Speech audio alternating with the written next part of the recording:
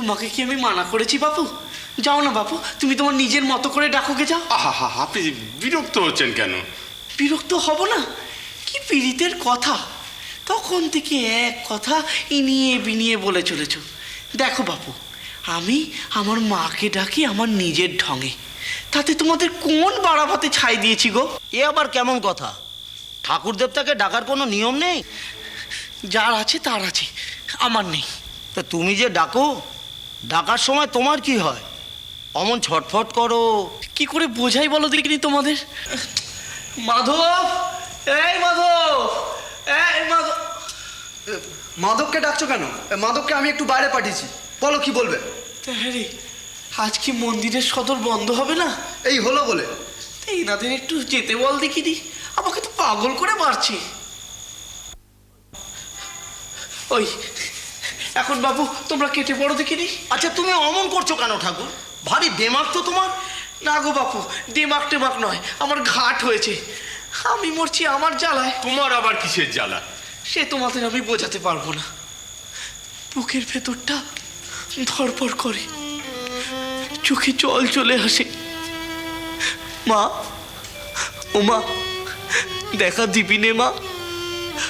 আমার বুকের ভেতরটা কি যন্ত্রণা, মনে হচ্ছে কি গামছা নিংড়ানোর মতো আমার সারা শরীরটাকে নিংড়োচ্ছে। এদের আমি কি করে বোঝাই বল দেখিনি? এই যে মশাইরা, আপনারা যান না, মন্দির তো বন্ধ হয়ে গেছে। ভণ্ড, ধুস! এই চল চল চল চল চল চল। মা, মাগো, আজও তুই আমায় দেখা দিলি রে মা। আরেকটা দিন চলে গেল। না রে ঋতু, চলি রে। কোথায় চলবে? ঘরে? না রে, পঞ্চবটী বনের দিকে। কেন? এখানে বসে ঠাকুরের নাম নেওয়া যায় না, এত হই হট্টগোল। ওদের মধ্যে একজন একটু আগে কি বললে শুনলে? কি?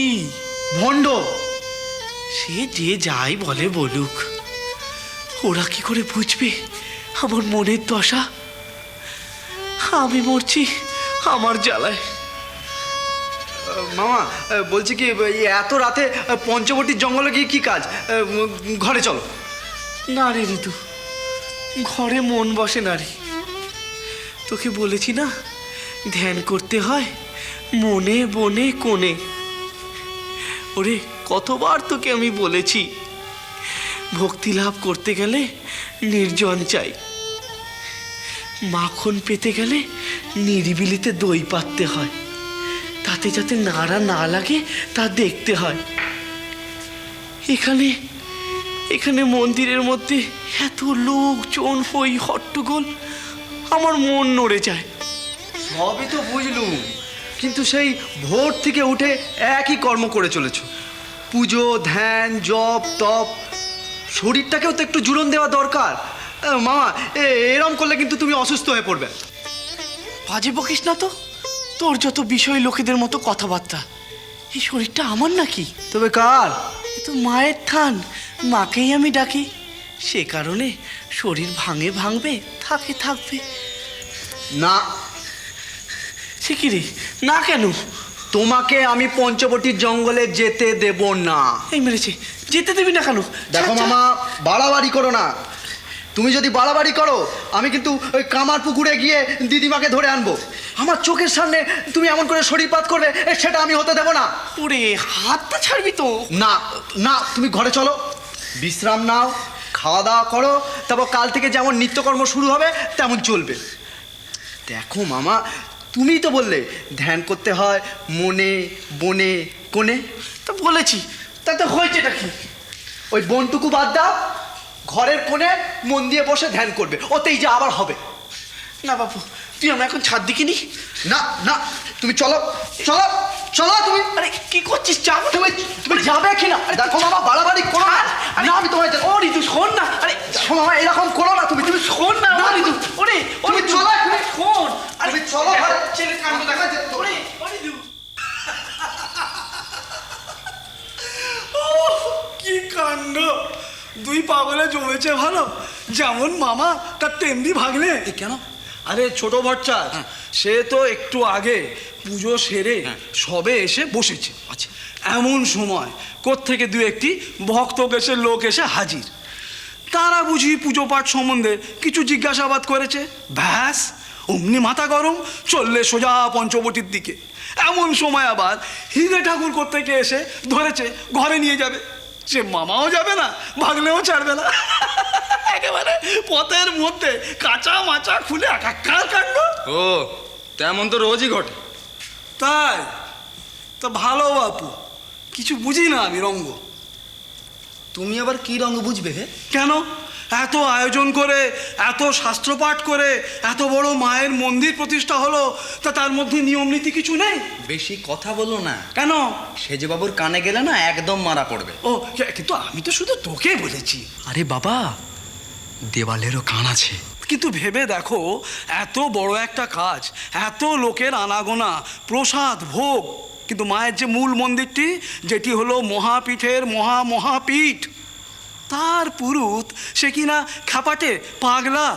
কেন রে বাপু, ঝালা দেশে কি আর পুজুরি বামুন পাওয়া গেল না? হ্যাঁ, সে ছিল বটে আমাদের বড় ভট্টাচ, পুরুতের মতো পুরুত একখানা। আরে এই কি তার যুগ কি? আরে বাবা, যা বলেছো খবরদার। কেন? সেজবাবু যদি ছোট ভট্টাচার্য নামে কোনো কথা শোনে না, ভীষণ রেগে যান।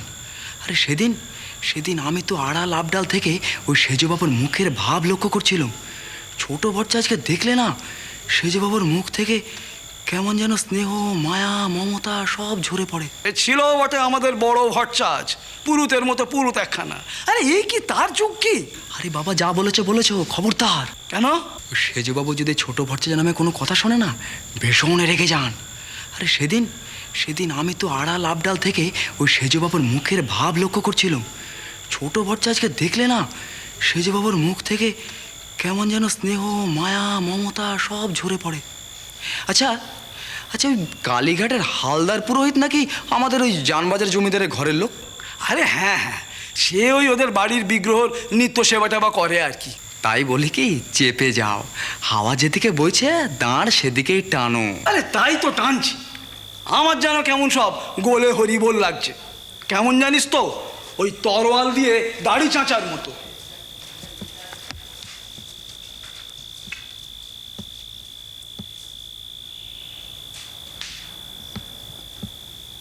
বোঝো কাণ্ড, বলতে না বলতেই কোথায় গেল বলবি কিনি? কোথায় আবার? পঞ্চবটি বনে? আরে এইমাত্র ওকে হিরে ঠাকুর টেনে নিয়ে গেল বললুম না ঘরে, তাহলে এখন আবার? এই দিশে জঙ্গলে জানি তো। ছাড়, বাজেটা যে করতে গেছে হয়তো। তুত কি ও কর্ম করতে গেলে কেউ ওরম লুকো ছাপা করে যায় নাকি? দেখলি না কেমন একটা ত্রস্ত মতো ভাব রয়েছে? তাহলে আচ্ছা, মন্দিরের কর্মচারীদের জন্য ওদিকে তো একটা বন্দোবস্ত করে রাখা আছে। চল তো দেখি গিয়ে একবার। না বাবা, বুঝলে যদি আবার রাগ ডাক করে। আরে না না না না, রাগ করার মানুষ উনি একেবারেই নয়। এমনিতে না ভারী দিনহীন ভাব আছে, ভীষণ বিনয়ী। গন্ডগোল যা সব কিন্তু এই মাথাতে। তা না হয় হলো, কিন্তু এখন এই সময় কোথায় গেল বল দেখিনি? ও নিত্যদা, ও বিপ্রদা, ছোট মামাকে দেখেছো তোমরা? শ্রীরাম কৃষ্ণ